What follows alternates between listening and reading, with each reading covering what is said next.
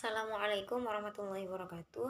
Perkenalkan, nama saya Siti Eka Daul Fatimah dari kelas 2A Ekonomi Syariah. Saya di sini akan menanggapi video dari dosen Dr. Abdul Latif Hafiz, LC MEI tentang Bank Sentral.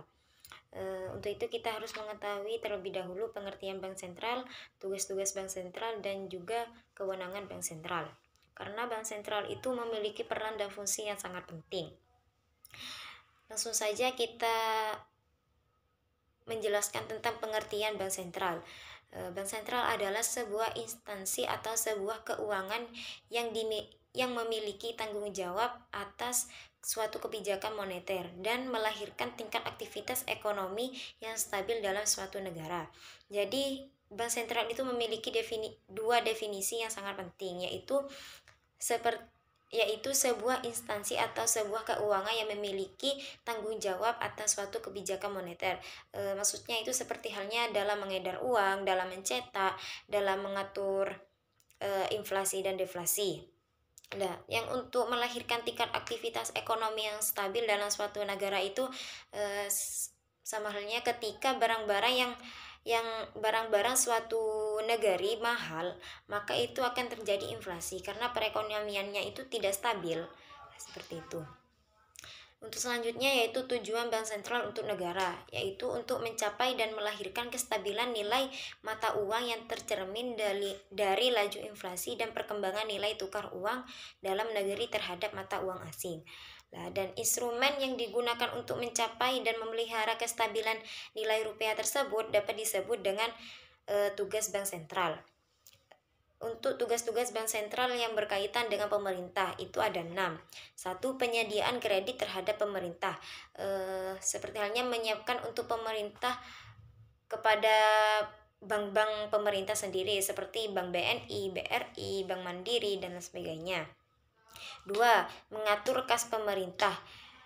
Jadi Bank Sentral itu juga mengatur kas pemerintah seperti halnya berapa triliunkah yang dimiliki pemerintah dan berapa yang harus diberikan kepada masyarakat. Lah, itu salah satu tugas Bank Sentral dalam mengatur kas pemerintah. Dan yang ketiga yaitu membantu proses lelang dan menjual surat hutang negara, seperti halnya menjual surat berharga untuk pembangunan gedung. Nah, itu juga yang mengatur itu Bank Sentral, seperti itu. Dan yang keempat yaitu melakukan pengedaran uang sebagai alat pembayaran yang sah. Dan yang kelima yaitu mempunyai hak penuh terhadap pemetakan produksi uang. Dan yang terakhir mempunyai hak tunggal terhadap pencetakan uang. Untuk selanjutnya tugas Bank Sentral dalam perbankan, yaitu ada 6 juga. 1. Menentukan suku bangsa. Yang kedua sebagai banker. Dan yang ketiga melakukan pengembangan kredit yang sehat. Yang keempat melakukan pembinaan semua bank yang ada. Yang kelima melakukan pengaturan, pengontrolan, dan perluasan jaringan serta lalu lintas pembayaran. Dan yang terakhir yaitu melakukan support dan mendorong masyarakat untuk menjualkan usaha yang produktif. Untuk penjelasan yang terakhir yaitu kewenangan Bank Sentral. Di antaranya 1. Untuk melakukan pengendalian moneter. Dan yang kedua untuk menentukan target moneter dengan melakukan pertimbangan sasaran laju inflasi nasional. Dan yang terakhir yaitu untuk melakukan pengontrolan kebijakan yang berhubungan dengan keuangan. Kebijakan keuangan yang dimaksud yaitu 1. Penerapan kebijakan diskondo.